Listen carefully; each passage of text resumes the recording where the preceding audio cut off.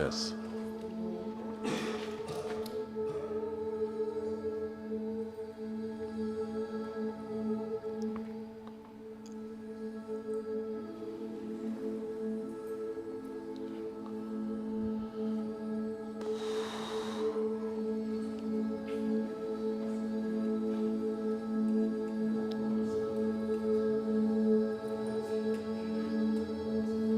Okay.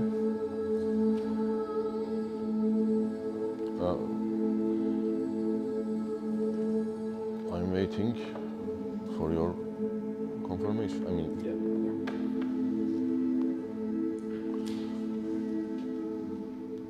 you will talk before? No? Just start.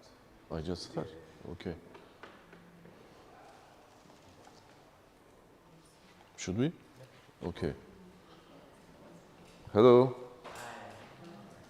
Welcome. So first of all, thank you for inviting me to this event. My name is Sinan Bokesoy. I have been with music all my life, so I have done my PhD in Paris.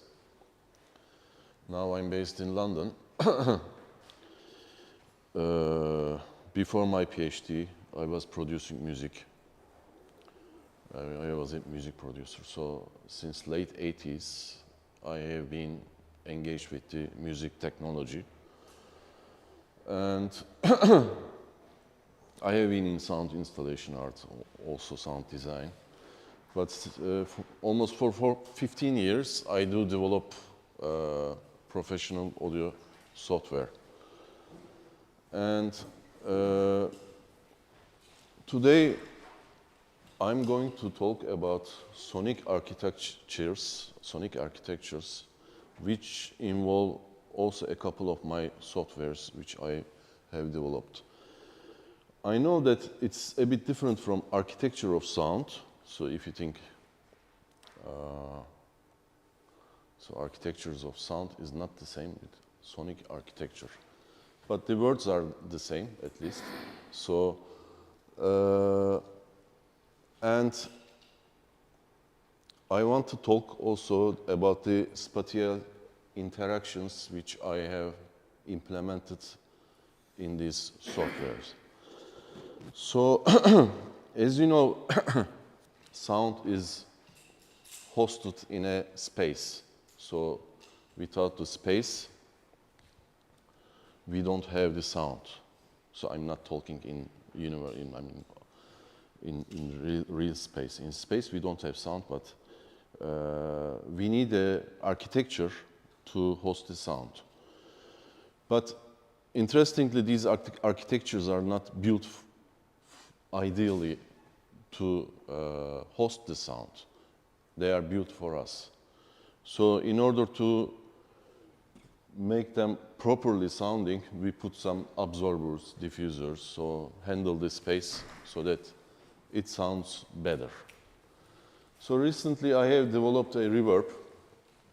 For example, the hardware and software reverbs are a very important part of the audio industry. So what they do is just artificially create a sound which is hosted in space. So they do this electronically. So this study gave me interesting aspects of the relationship with the sound and architecture. You know what the perfect sounding algorithmic reverb is?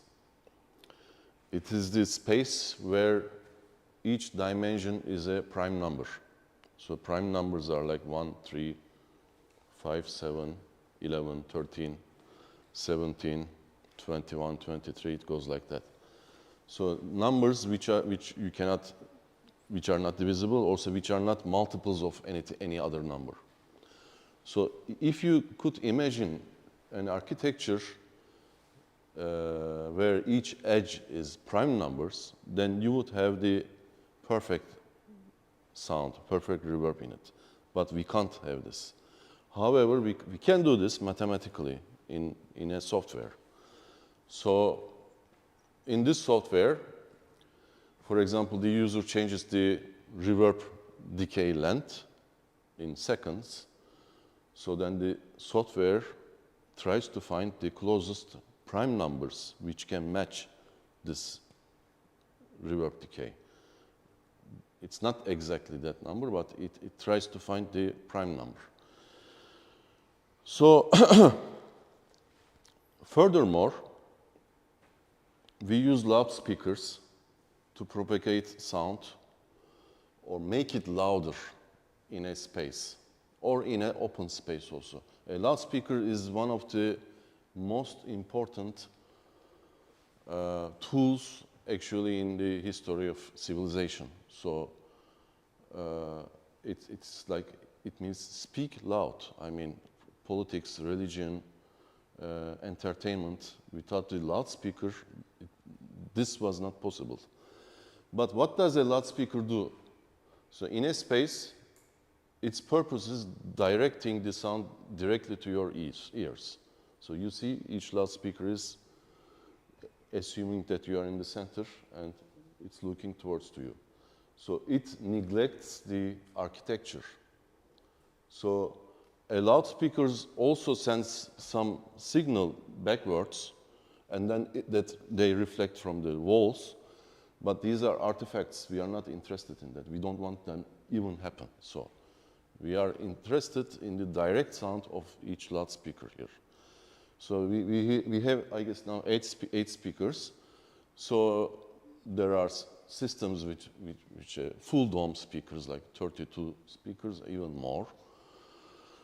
Quadraphonic speakers, or for home entertainment purpose, like 5.5 speaker systems.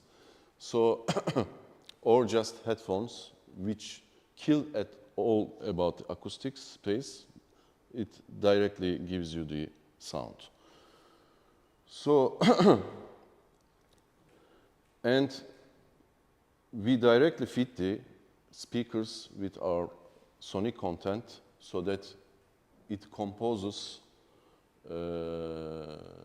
this interaction with your ears the way we want.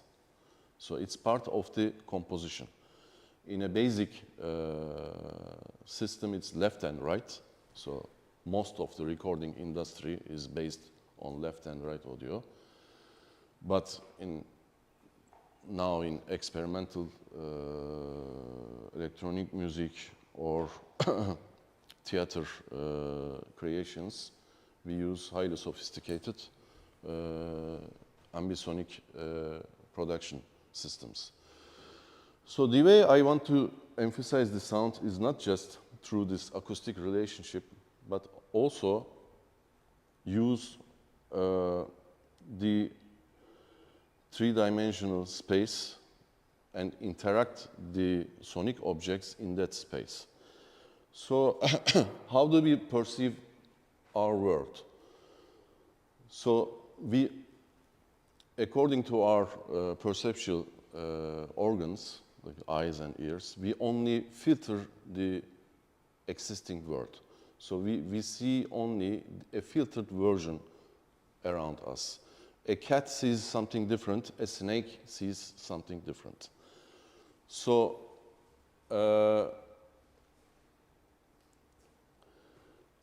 how about we recreate this in a for a sonic interaction?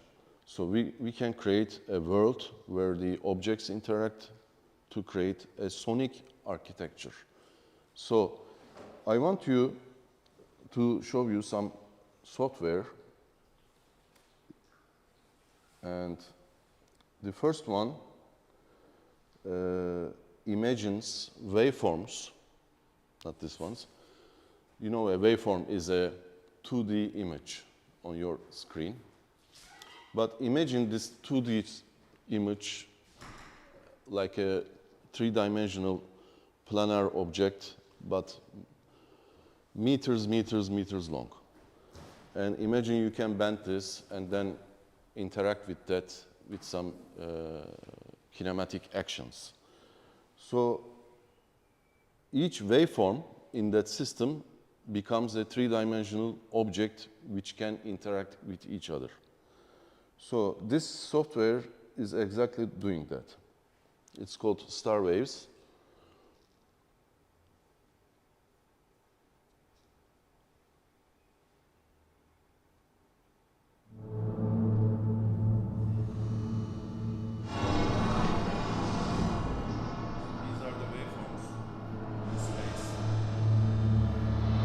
And we are tracing them with beams. And they are reflecting these beams to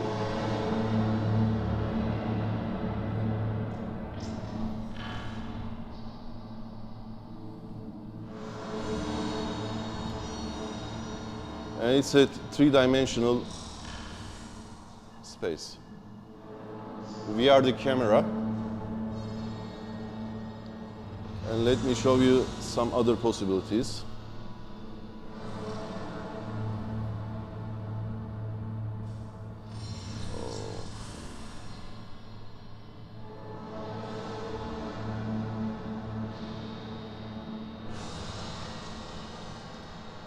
So we are in the atmosphere.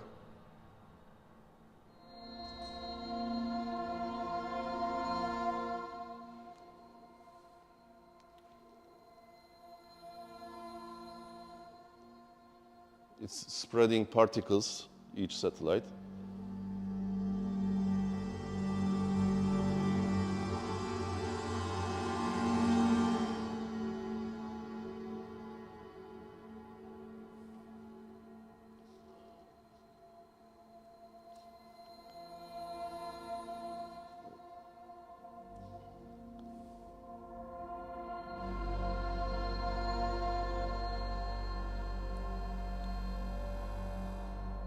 So what is this? Is it a sound? Is it a piece? Sound installation?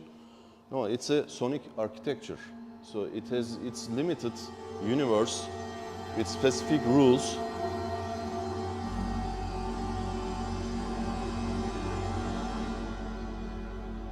I show you some other examples.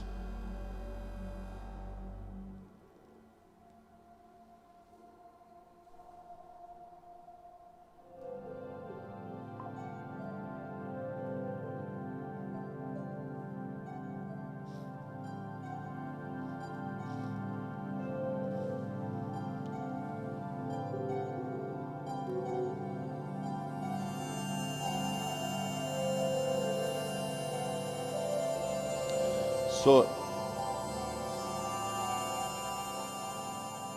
basically a 2D waveform has been made a three-dimensional object, and some kinematic interactions has been established. That's all. So each waveform is its sonic content, but it's the interactions which make this composition. So another example will be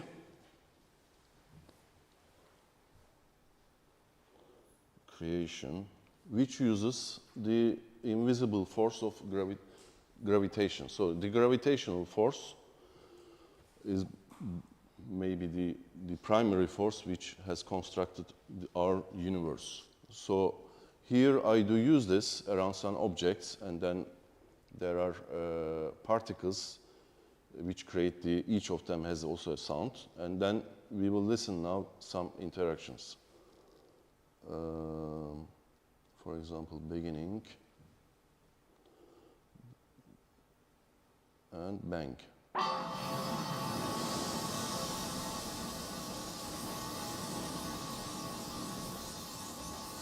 Some more variations.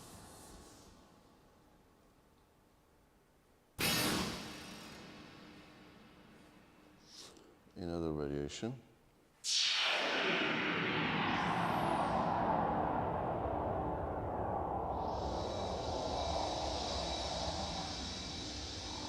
So I'm using the forces of nature to create this sonic architecture, nothing else.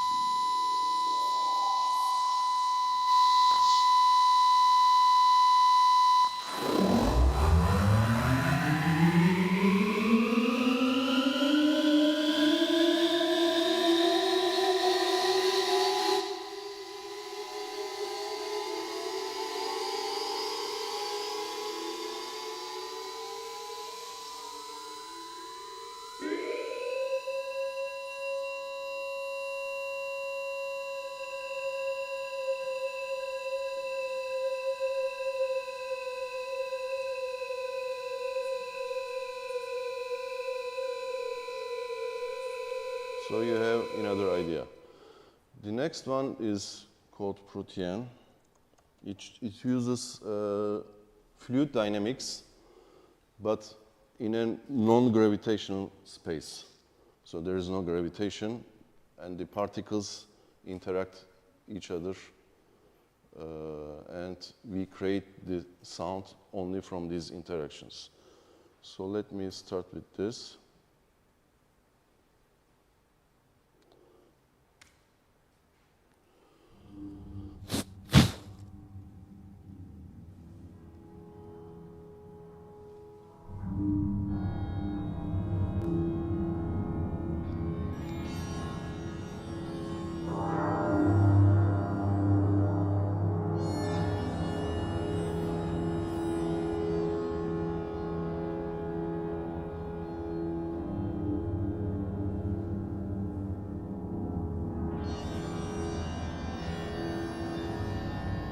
I will go through some examples.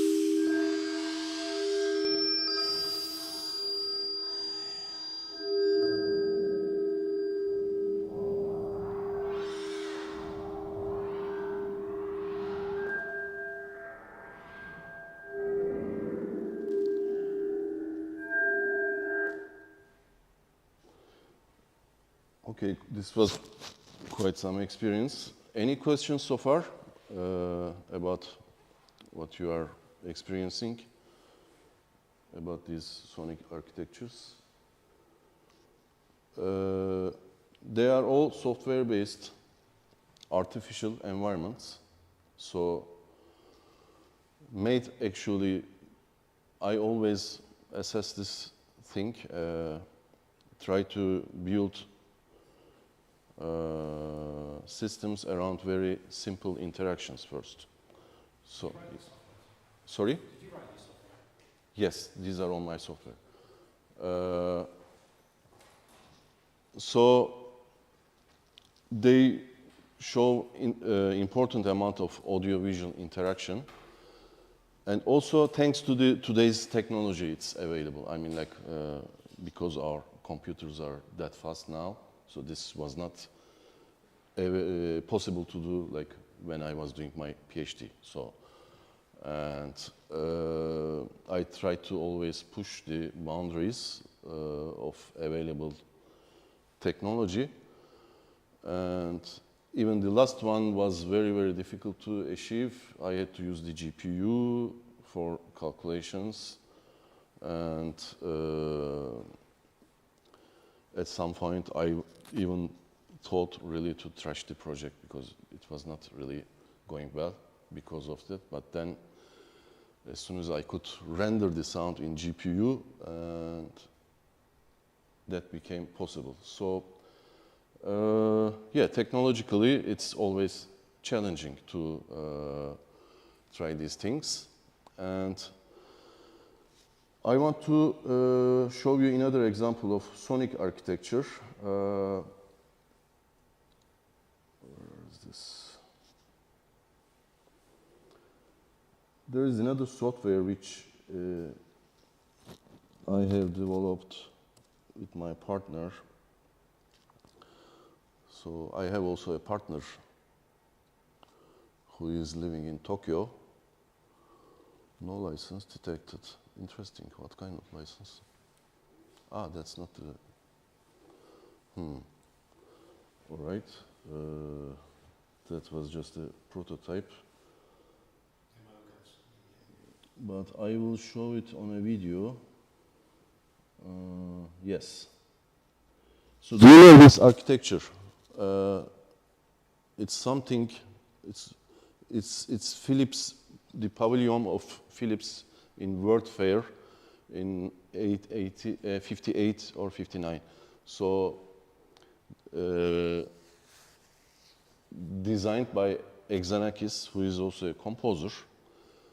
And I studied his music a lot during my PhDs. And this architecture uses pure mathematical relations. So it's reminiscent today's parametric architecture architectural works. But at that time, his idea was to put inside such a sound where the sound and the architecture would combine. But that experiment failed. So because it turned up to be a different content of electronic music works to be performed there. And however, my inspiration from the project was I take again a 2D waveform, as you can see here, and how can I create from the transient relations of a waveform a 3D sculptures like that. And it worked. So each waveform creates its own 3D sculptures where I can use these sculptures to perform sounds as well on each edge. So you will see the what's going on now.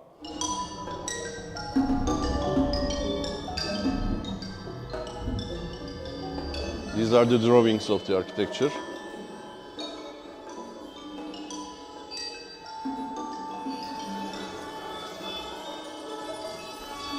And this is the sound now of my application.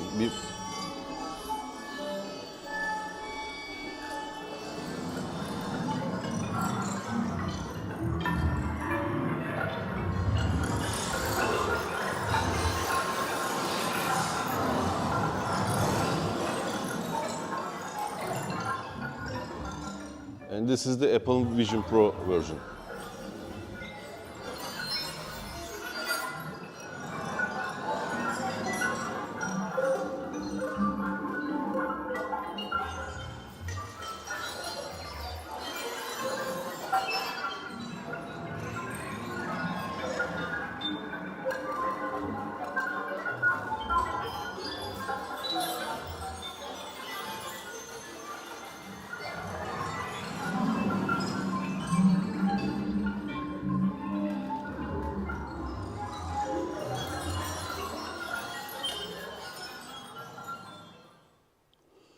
So this is like a true experiment of sonic architecture using the latest technology available. So how we can interact with the architecture itself to directly act on the sound by touching it, the elements, or changing the positions. The architecture comes itself from a two-dimensional waveform, and which goes back again as there, because what we hear at the end is again an audio waveform, which can be described as a two-dimensional image. So, do I need to present anything else here? No. So these are my applications which belong to this category of sonic architecture. I have other applications as well, but so far I have achieved this progress, and there are still immense amount of things to experiment actually. And now I want to switch to spatial sound, but where we spatialize the sound in a loudspeaker system. So for this, I have developed this SPATIAL tool, which you see here. And that uses AI interaction. So here also I want to share some knowledge with you, because I am one of the few developers really to pursue or experiment the direct interaction with LLMs in a software, audio software. I'm not interested in using the AI for creating music, but I'm interested in using the AI as an assistant to the composer. So, if you know sound spatialization software, one of the difficult things there is to describe how you want to move the sound. So, if you use a plugin, then you can automate the sliders to position the sound in 3 dimensions. But describing a motion is something quite difficult, a very tedious work. So I imagined that why don't we let the AI do this thing? So, for example, I will start with something basic circle. Distribute the objects randomly in space with elevation value 0 degree and move them each around the elevation axis in circles. Maybe I have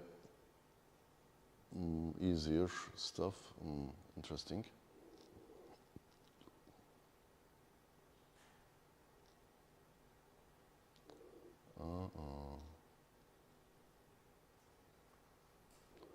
Sorry. Or maybe this, okay. Make circular formation flocking with slow movement and coordinated alignment. So we have an amount of objects here, 32 objects, which is too much in reality. I mean, so we don't work at the same time 32 objects, sound objects, but this will give you a very ideal visual result. So flocking formation means like, you know, how the birds move together. So they all fly in a flocking formation, and we have algorithms which can simulate this. So this software, when I type this prompt to the software and submit AI, it generates the mathematical functions which moves these sound objects in space. So it translates my description to pure mathematical equations where we can perform this. For example, this will perform that. You see, it's moving all these on the surface. Let's do that 30 seconds. And this is really something impossible to do on a DAW with plug-in parameter automation. So you can't do that. I mean, it's a huge amount of work. So another example,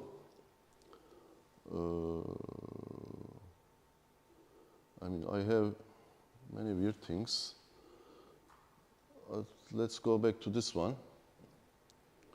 Distribute the objects randomly in space. We have 4 objects. And let's see what it's doing.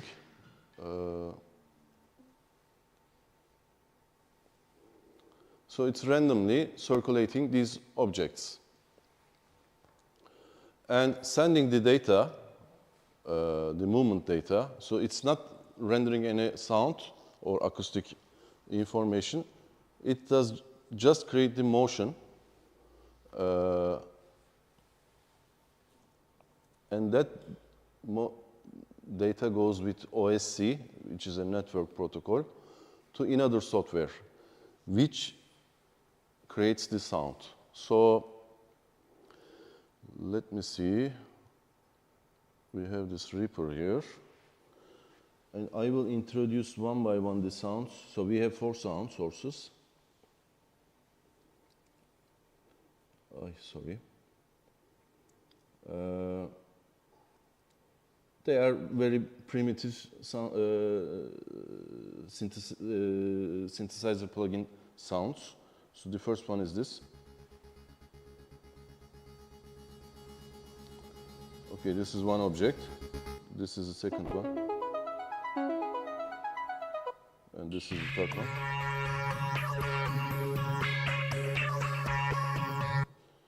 And this is the fourth one.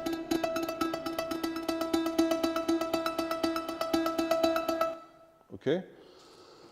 So, and the situation is now static here. I mean, you see on that software the positions around the circle. And now I'm going to play all of them.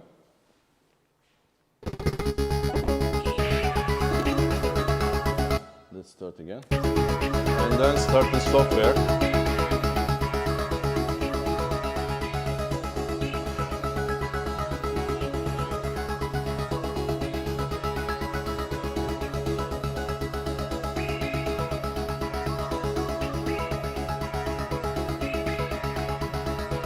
So it provided a basic circular motion for each object, and I didn't spend any time by editing this motion on the DAW. I just write this prompt, and it creates this mathematical equations. I will explain the technical details later. So this is the same, I guess. Move the objects around Brownian motion. That's interesting. So it uses some Brownian motion is like a motion where, like how a gas distributes itself in space. So, like smoke or other things. So, and this is a kind of fast Brownian motion. And you see that data is translated there. And so if you play this,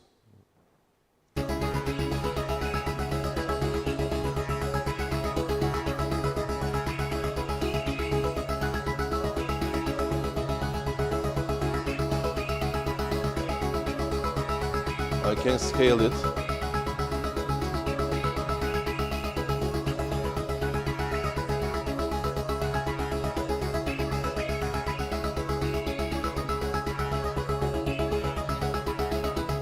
So if I scale it, the objects which are further have less gain, so and which are closer have more gain. And this one is kind of interesting. Move the objects like 8 planets around the sun, where the sun is the center. So we don't have 8 planets, so I'll assume we have 4. And here is the motion. So they start at the same point.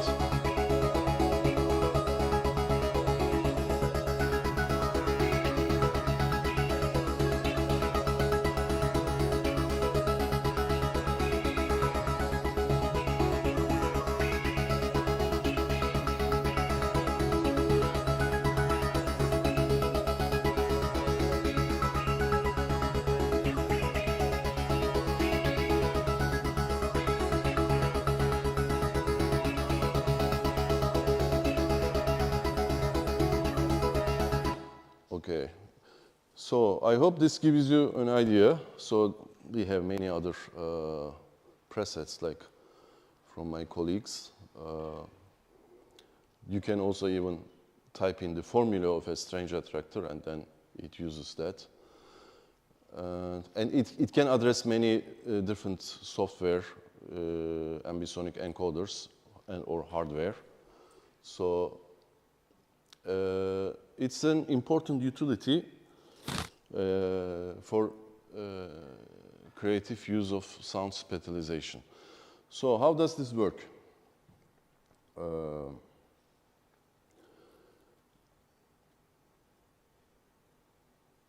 When I type this and then submit AI, it goes to the cloud API of an AI service, which is now, I'm using Claude.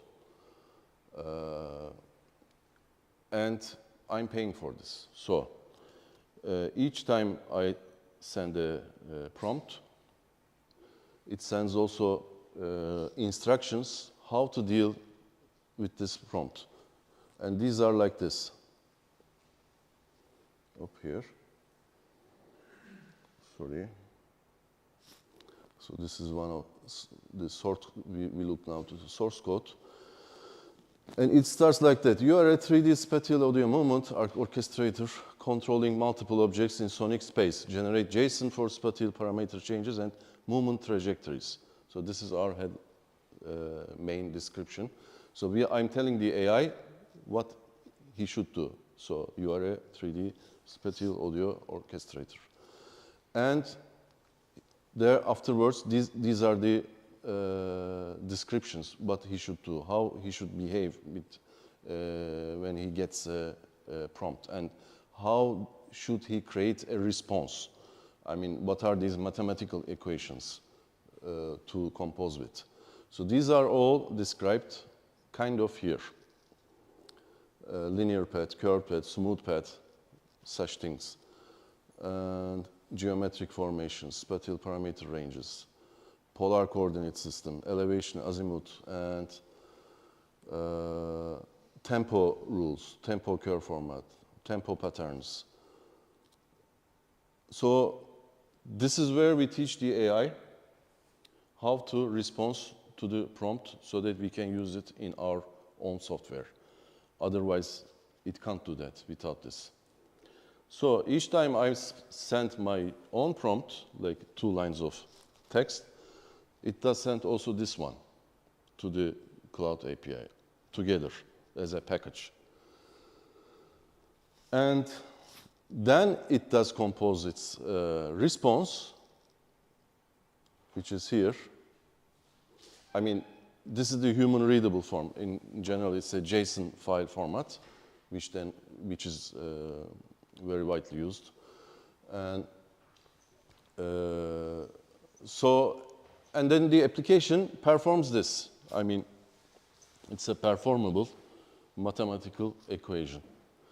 So you see the left-right function and then the front-back functions. So it works in Cartesian coordinates, and then at the moment it's Cartesian, but it can convert this to polar coordinates, as you see.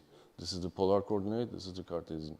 Some softwares or hardware prefer Cartesian, but this one only works with polar coordinates, okay?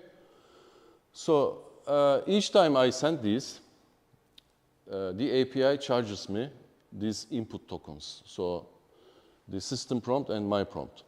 And then it generates an output, and it charges me also this part. So this is how a software can communicate with a API-based AI service. There are other ways, 2 other ways. So this software has the ability also to use your local LLM. So Cloud LLM is, as you see, like the ChatGPT of OpenAI, or Sonnet or Opus from Anthropic, or Gemini Pro from Google. These are LLMs, okay, large language models with hundreds of billions of parameters. So, however, recently it has become also popular to use local LLMs in your own machine. For example, this machine. So, not every machine. I mean, you need to have enough GPU RAM and also enough hard disk space. And because the better the LLM, the larger, the more GPU RAM you do need. So, for example, I'm not able now to show you directly the local LLM here because I don't have space on this machine. I use normally a Mac Mini for this kind of things, but I will show you a video how it is done.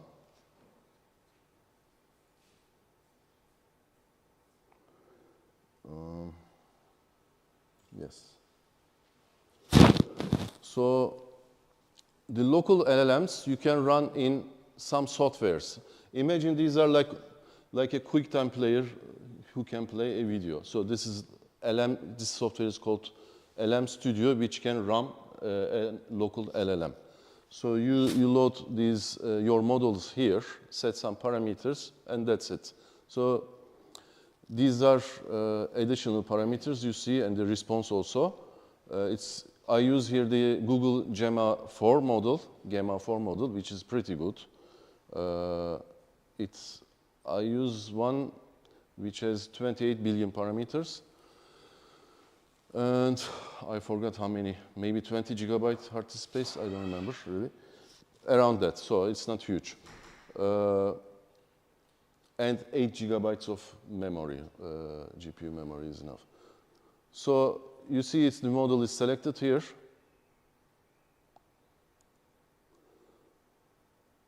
It's there. We set the context size. It's a parameter important, but it's okay. I mean, I will not go into that detail.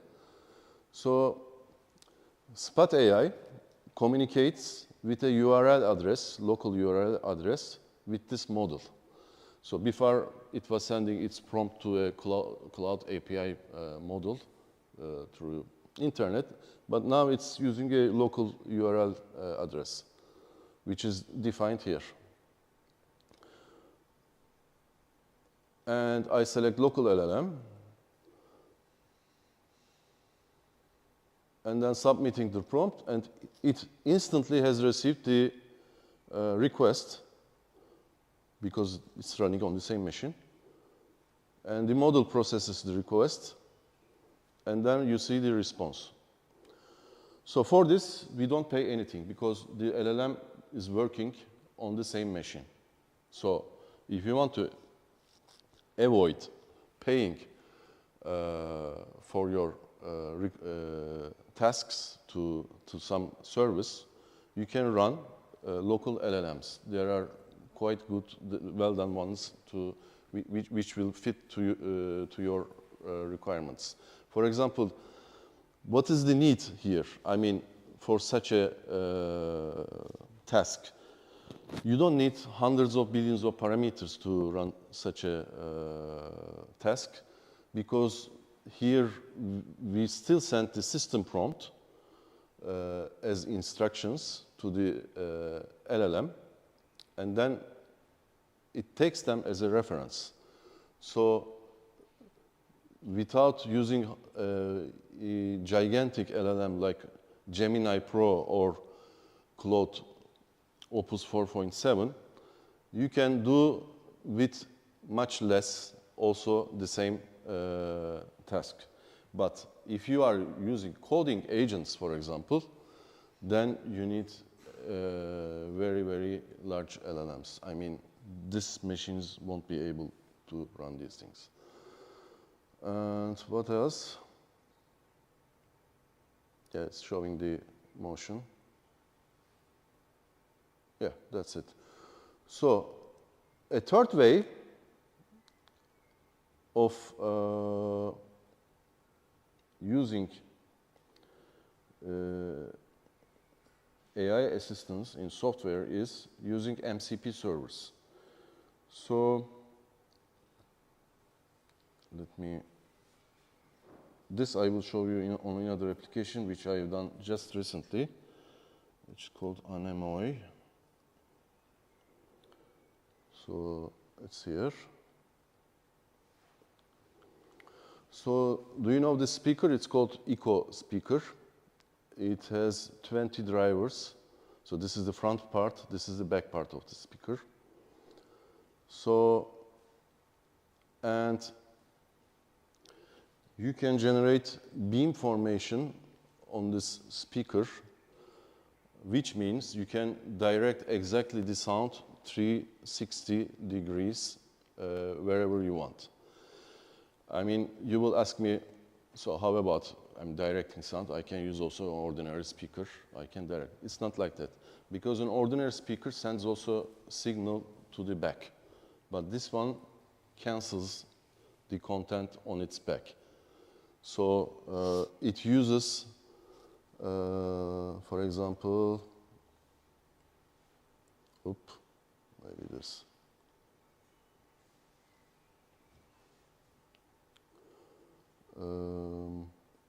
Let me change the pattern here. So you see, I can manually also send the beam. The red ones are negative phase signals. The blue ones or white colored ones are positive phase signals. So these ones work with negative phase to create a cancellation on this part of the signal and then just build up the signal there. So, and there are different patterns here. So this is omnidirectional, it sends everywhere the signal. And this is something we use for very narrow beams. So I exactly did the same logic here. I'm typing prompts to the AI and receive mathematical formula to generate the beam movement. So which is now here, beam rotating 360 azimuth over 20 seconds. So it's rotating the beam around in 20 seconds. But I'm not using a local LLM here and not a cloud API. So I'm not paying still anything, partly. So I'm using an MCP server. An MCP server is something Anthropic has, developed last year.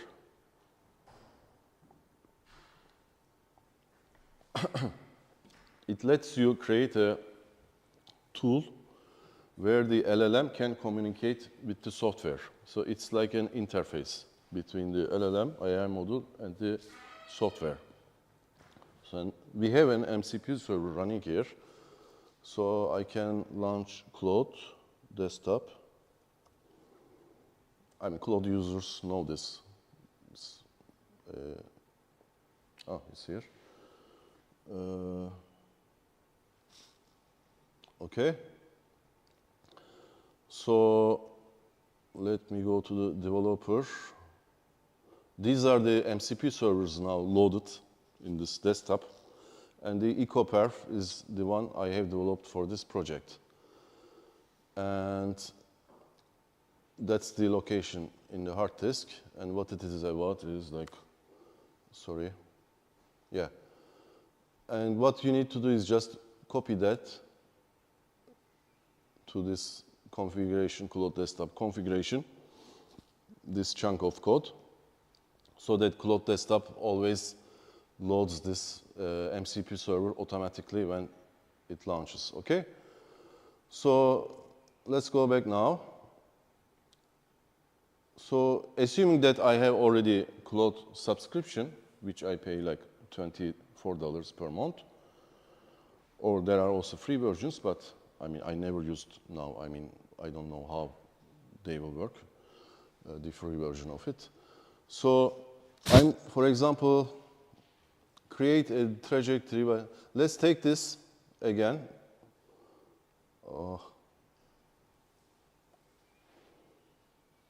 Copy, and I will paste it here. Let's make it 20 seconds. So where is our software?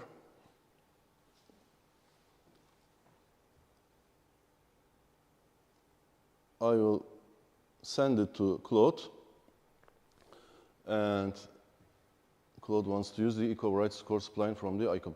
It wants to use that tool from the ICO pair. Okay, always allow. Now it's working on the response. Send same spline path now stretch to, it did this before, and so it says it's the same spline path, only it's now 20 seconds. So it says playing now. Where is it playing? I mean, it's here, the data, you see? So from Claude desktop, the MCP server translated the response to that application. Actually, it's not just that. The MCP server suggests Claude what kind of tools do exist here. So what it can use to describe this motion and send here as a score data. Let's play it.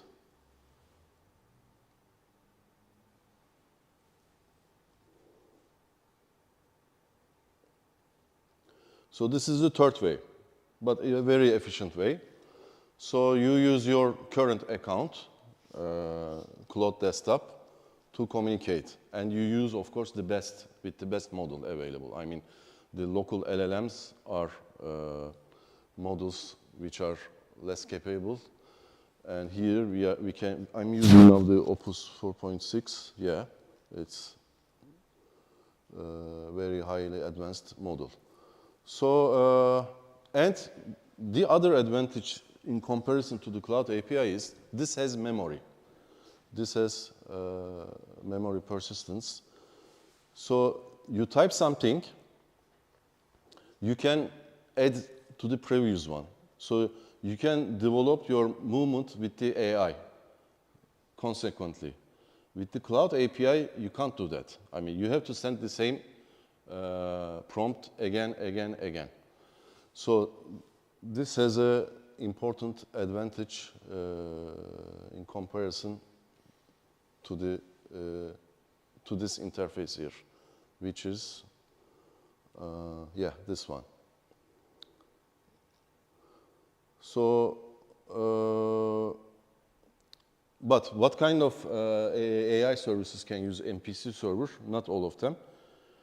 You can use directly in Claude Desktop, that technology. You can use also with Gemini Pro, but from terminal. And you can't use it with OpenAI. So, so these are the limitations. So these were the knowledge and experience I wanted to share with you, which is very, very fresh. These are very fresh things. So, and any questions? Yes. From a live performative point of view. Yes. The last software. Yes. Uses eco. Yes. No artist that uses. Yes. How can be connected to the AW, or how can the sound can be inputted and then? This is a plugin. That's a plugin, actually. So let me show. So we are done with the other project, I guess. Oop. So you don't need SPAT or anything. It does everything. I mean, it does also audio processing, ambisonic encoding, decoding. Reaper, anomaly. Okay. No. So I have a sine wave, I guess, here. Yeah, you can see, but oh, sorry. It will not sound, I mean, interesting. Just I want to show you. I have to close this to show you what's happening. I can see, if I can see my mouse. Yeah. So you see, it's the mono input, and the output is 20 channels, which goes directly to echo. So the plugin does everything in itself. So it's still in a research project, but going well. I mean, it will be a free tool. Where is my echo? I think here. Yes, Anamoi. Yeah.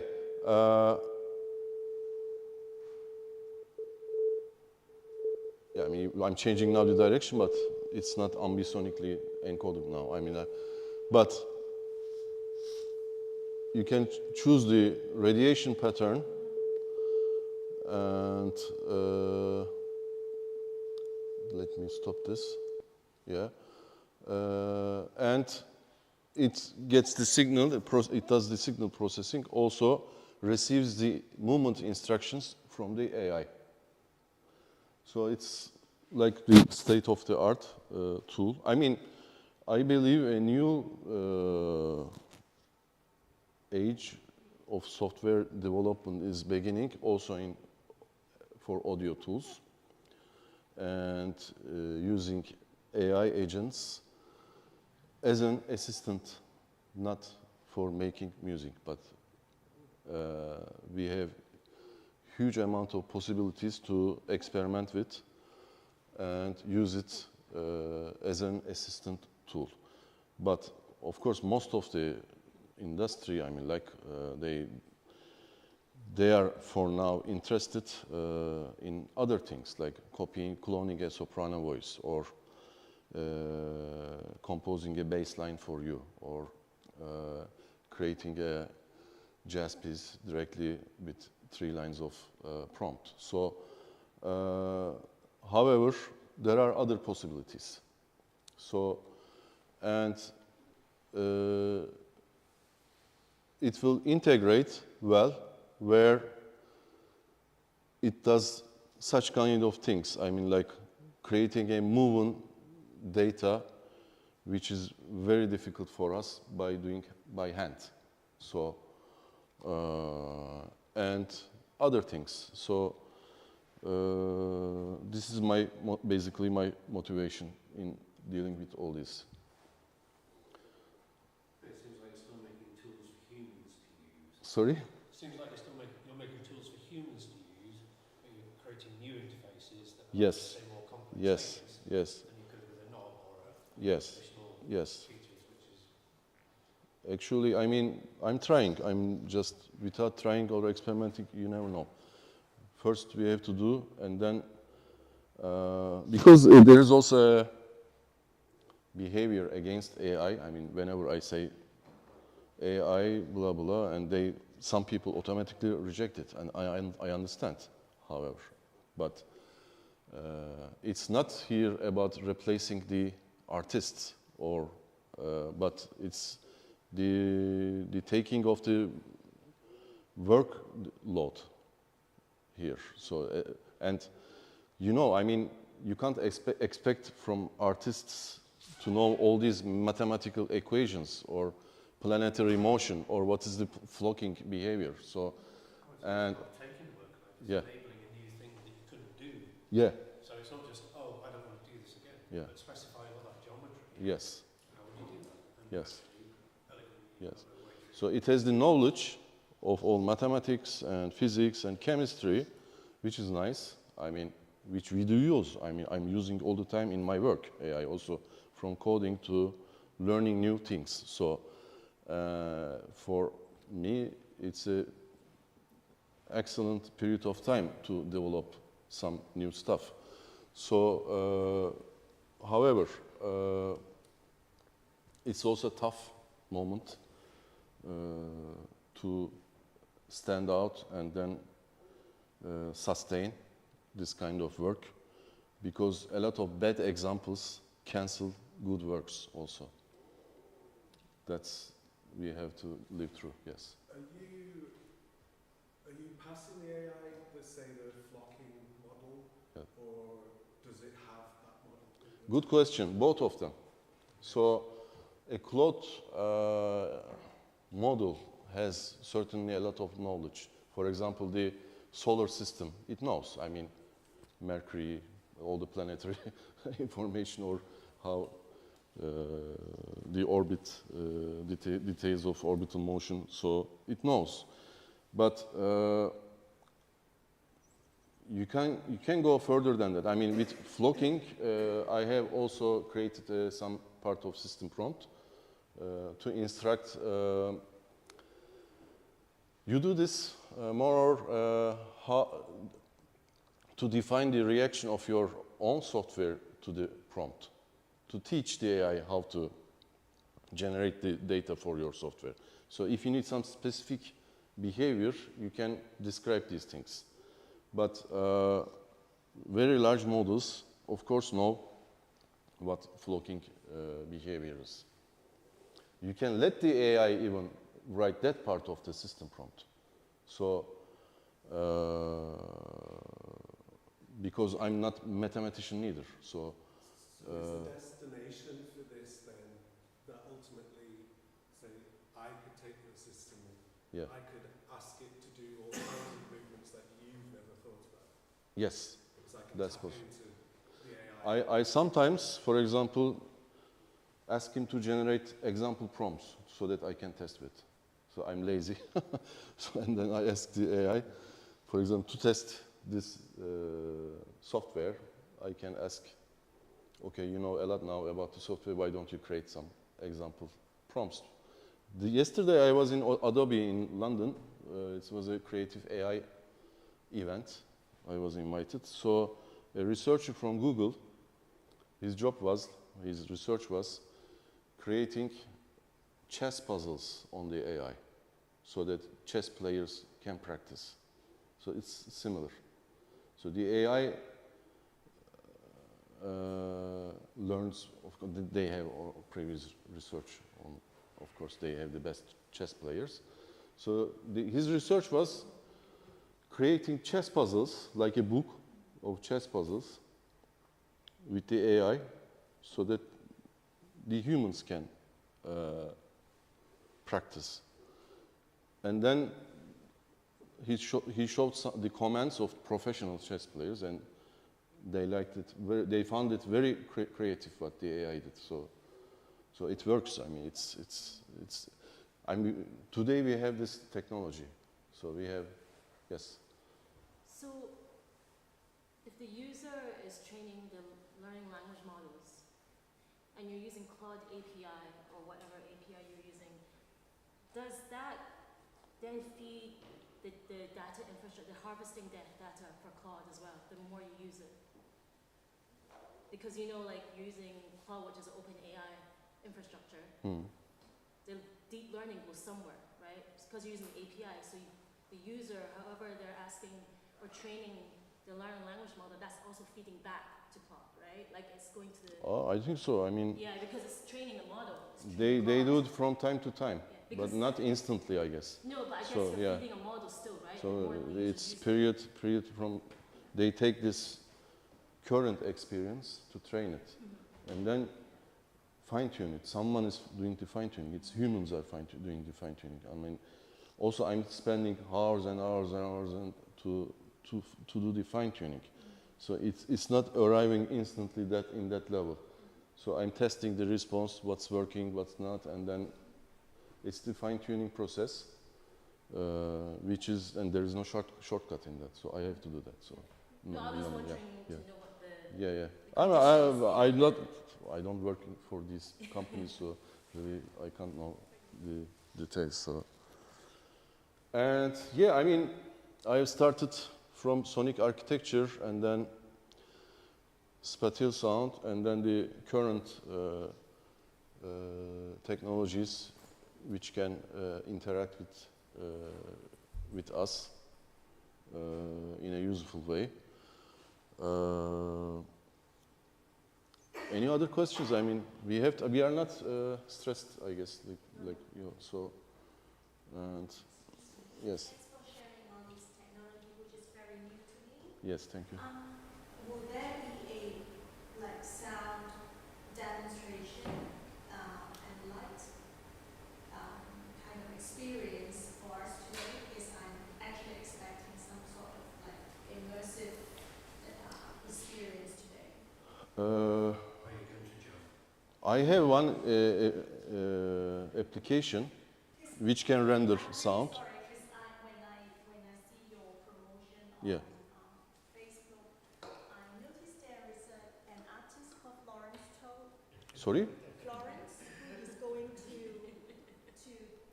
present some sort of experimental light. Yes, it's not me. Oh, okay. So I'm someone here, else. yeah. No, it's a personal question. That was I'm my looking forward to it. expectation, sorry. When I arrived, I expected to come and listen to Florence. Is it Florence? Yes. To play music, right?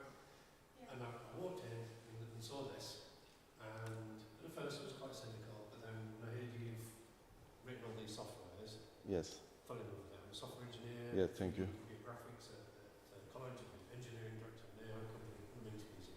So I understand how impressive all of this stuff is and your experience. Thank you. I just want to ask about you. Who are you in this? Where are you coming at this from? As a software engineer, creating tools? As a person who wants to make music in new ways? Or The purpose of this, no, me. I was asking about you. How did you get to here and why you do In this? time, So forgive me if I don't know, because I was lacking context there. Yeah, I'm coming from music production. Like since beginning of 90s, I started music production. The root was music. But I studied also engineering, but at that time it was a different engineering. So I studied electronics engineering. So, but it has nothing to do with what I'm doing today. So, yeah. Yeah, I've done my PhD in computer music research. So, and then I learned all this stuff myself, also coding. So I'm coding since like for 15 years. It's so I would say like it's the coding business is like there is a coding business before AI and after AI. So before I have coded like maybe 200,000 lines of code. So, but after AI now we don't type the code ourselves.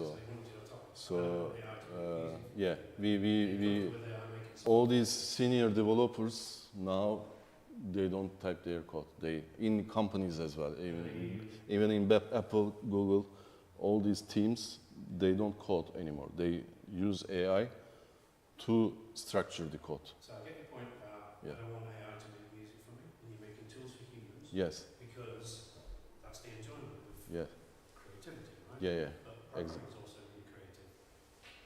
Sorry? Programming is also really creative. Yes. Right? Yeah, I mean, help me with the tools. yeah. I mean, you have to understand coding. I mean, but we are an interesting generation. So I can't analyze what I'm feeling now. I mean, like, because I know it very well before I have done it. So I'm using it, AI now to do that. But maybe 10 years later, there will be other generation different from me. So without knowing coding, but still doing coding in that level. And maybe after 10 years, there will be no human-made software anymore. These will be the last software made by humans. So it's possible. And are you comfortable letting that go? And Yeah, I mean, I adapt, and I'm happy because 2 years ago I was having headache. My brain was hurting midnight, 1 o'clock to find a bug or something. And I wanted to do that before going to sleep. And now I'm so happy. I just leave it to the AI. And so, I mean, there are things very inhuman tasks you have to do when you want to do the coding. So, yourself. Can I just add something actually? Yeah. Again, no, like, I'm really impressed by the software, especially like I've been kind of using these sort of, we talked about earlier about this, also the spatial softwares that were existing before, and then now you're bringing this new software in. I think, for example, like for students, and a lot of universities are very overwhelmed, especially UK, of teaching students, especially if their English isn't their first language. Most students are generally using AI to learn, which is a shame because a lot of the threshold of labor in their brains is lowered because of this. But at the same time, because we cannot compete, and I'm someone that doesn't really use AI, but I try to be a bit more open-minded in terms of people who want to be creative. But they need agency too. The human, we all have agency. We just can't be like, the AI made me do this. That's not true. We either choose whether to work hard or not. And this is a discipline, right? This is whether people want to teach their kids discipline or make them know they make these choices. And I think that needs to be put in education, where they're like, okay, we can provide these tools where if you want new possibilities, then yeah, we should ethically use AI, but not to the extreme. And this is something they think about a lot because we can't stop it. I'm someone that I work in geopolitics. I'm not for AI, but sometimes I had to use it for coding. You know, but this is what I'm saying. Like, I understand what you're saying. This is something I battle with every single day. But the experience of creating software or creating music is the joy of being human, right? The limits of your ability and extending that ability. And I get it. You know, we can do this, but equally, you can't say we're back in box. And I feel sad for the future.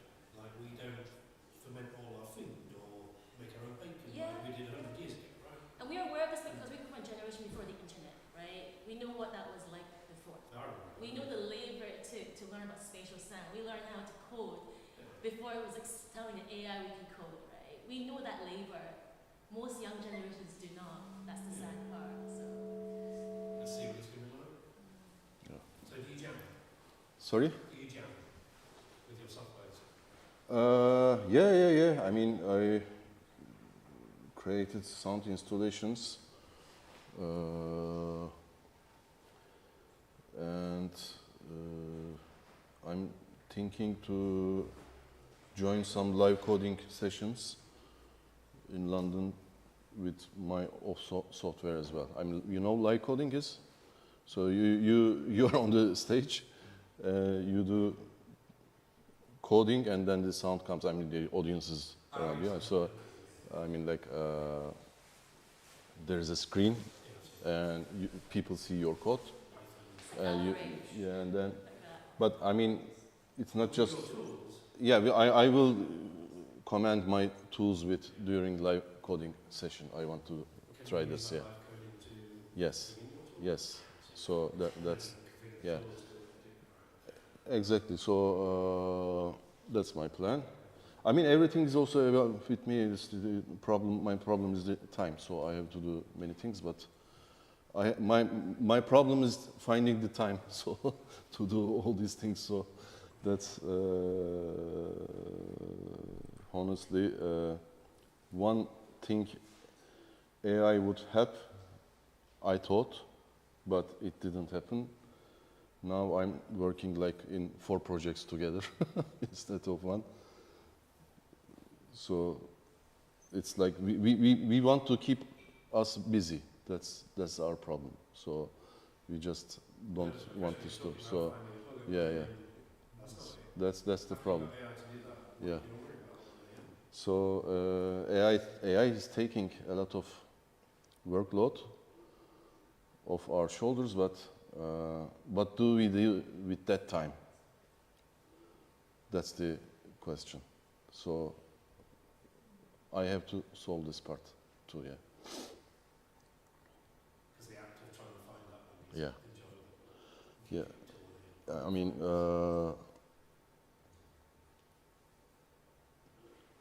use it that time artistically or learn more about development. So, because being a developer and then at the same time artist is not easy because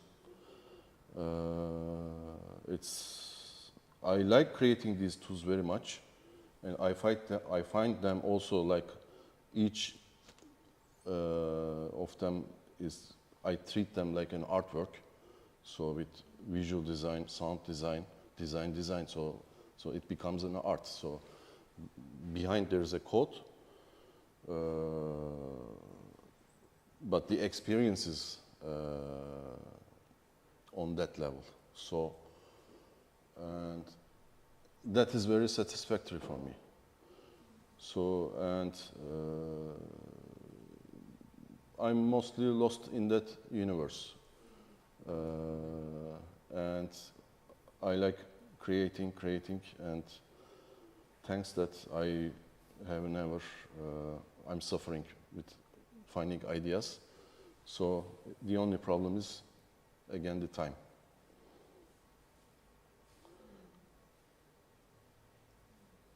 So I don't have to add much more. So I think we have talked about this.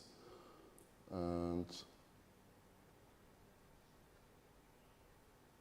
again, you can reach me with this email. And all my products you can find on this web address.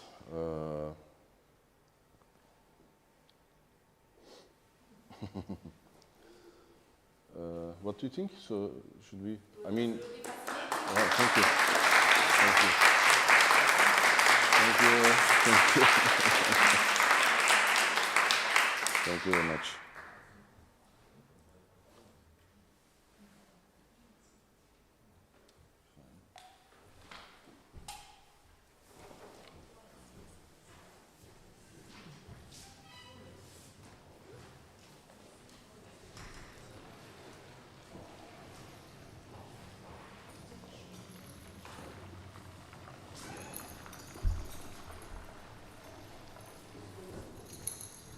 Yeah.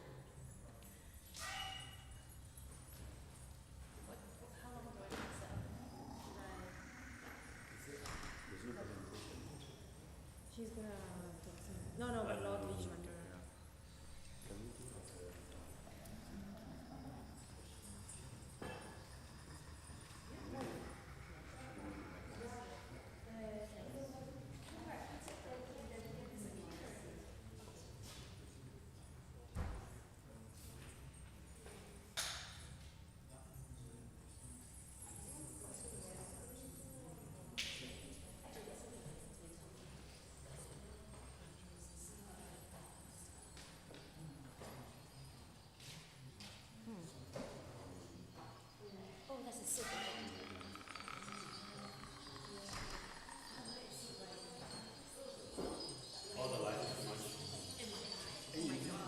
In your eye, okay.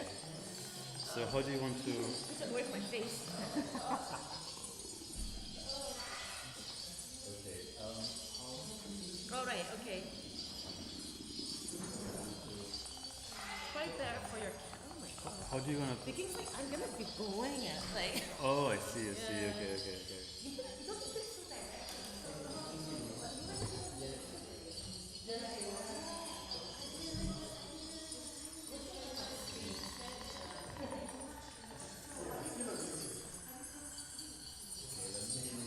Change something. So you're gonna be like this? Unless it's red. Can you see it's red?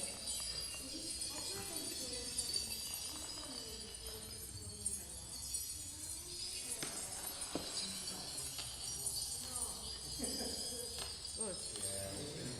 Maybe I.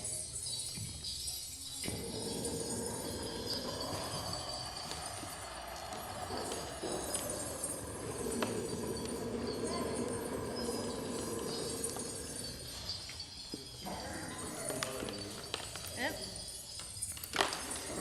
It's okay.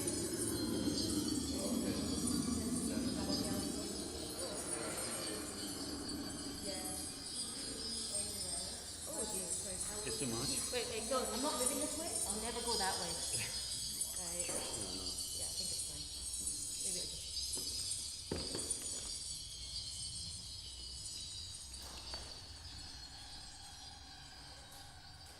Oh, Jesus Christ.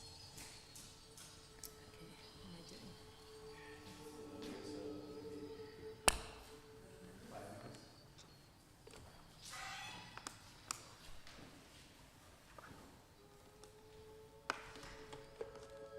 Okay.